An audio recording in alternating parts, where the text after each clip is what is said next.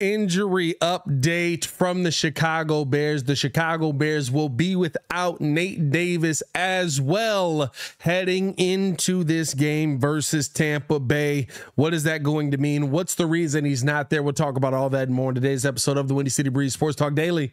Let's go.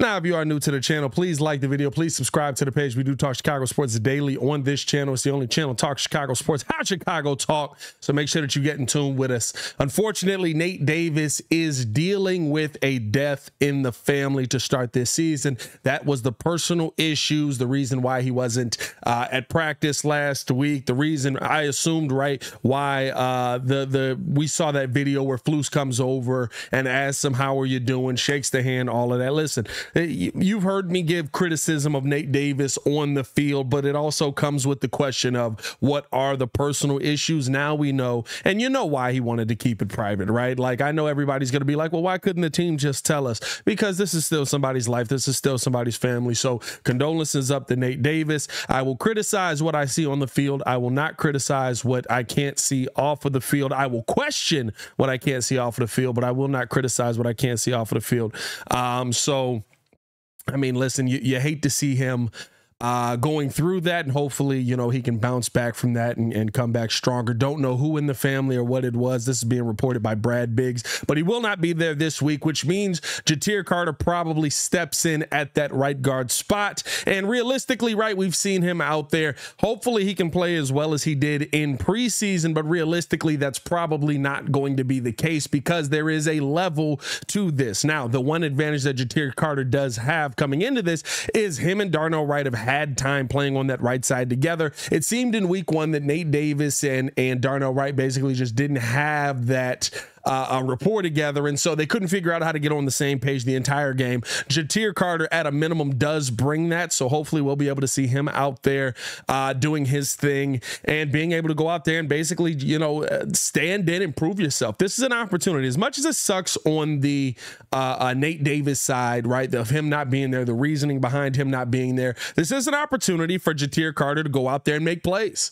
It just is, right? And so realistically, you have to take advantage of it. This is probably going to be one of your few opportunities to go out there and be able to show this coaching staff, hey, this was not just a preseason fluke. I can do this in the regular season. He's not going to have a ton of time to do that. So this is an opportunity for you to go out there and do that versus an offensive line, or versus a defensive line, I should say, that's still pretty stout, even without Kalijah Kancey being able to go out there. Still a pretty stout defensive line. And so it's going to be interesting to see kind of how this all plays out. Now, the issues with the offensive line in week one that did include Nate Davis being one of the big issues in week one. I don't think that they're fixed here in week two. I think there's going to have to be some better scheme in place to see this team go out there and be able to make plays and be able to get things moving in the right direction offensively. I said this yesterday on the Daily Show. Unfortunately, the biggest concern and the biggest question mark with this team is going to be this offensive line and the scheme that goes with it. That first game scheme actually fits really well for this game coming up. So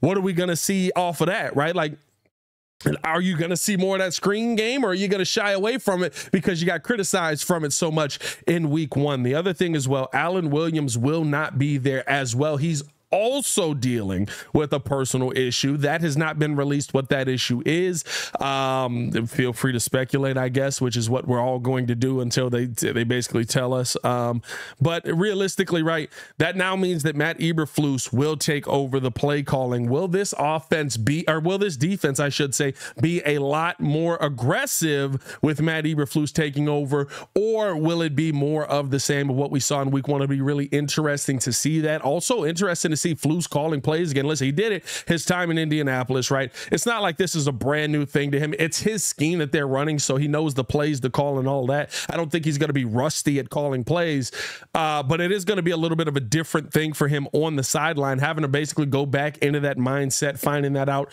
kind of middle of the week, I guess, right? Thursday, I believe we found that out. So hopefully he'll be able to go out there and have some adjustments there. You're going in without two of your main DBs that you thought were going to be there. Of course, Kyler Gordon going out due to injury. And then Josh Blackwell, he was a DNP yesterday. He's dealing with some injury as well. So now who's going to be in your slot? Is it going to be Tyree Stevenson? Is it going to be Terrell Smith? At a minimum, you have a very, very young DB room right now starting for you in Terrell Smith and Tyree Stevenson. And you know, they're going to get picked on. Listen, Baker's going to try to attack them. Whether it's the best quarterback or the worst quarterback in the league, the offensive coordinator is going to say, I have a young guy in that position. Go out there and dominate that guy, attack him, and basically find a way to win the football game off of that.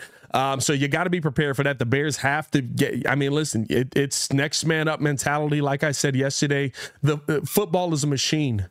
It's wild, but it is a machine. It absolutely picks up, says we're on our way. Let's move past this. Bears coming into Tampa very shorthanded. Tampa still not having all hands on deck as well. But, you know, it feels like after last week, the Bears being shorthanded hurts them more. We'll see kind of what the outcome of this game is and what we're going to see from this team as a whole. Hopefully the Chicago Bears team comes out of this with a victory. I do want to know how you guys feel, man. Let me know in the comments below. What are your predictions for the Chicago Bears team? How do you think that this is going to be a setback for this Bears team? Kyler Gordon, of course, the biggest setback that we've got. We heard that he had surgery on that hand. So Josh Blackwell was supposed to step in. Josh Blackwell now not stepping in, right? What is that going to be? But I mean, listen, a lot of issues, a lot of things that the Bears have to overcome, but welcome to the NFL. The NFL brings you issues, and you just got to find a way to make something happen here. Like I said, let me know how you guys are feeling in the comments below. As always, it is your boy, Pat the Designer, back at it again. Make sure that you guys are tuned in with me on Sunday. I will be live calling Week 2 of the Chicago Bears game in the studio. It's gonna be interesting, bro. Y'all stay safe out there, Chicago. One love. Appreciate you guys for showing support. Peace.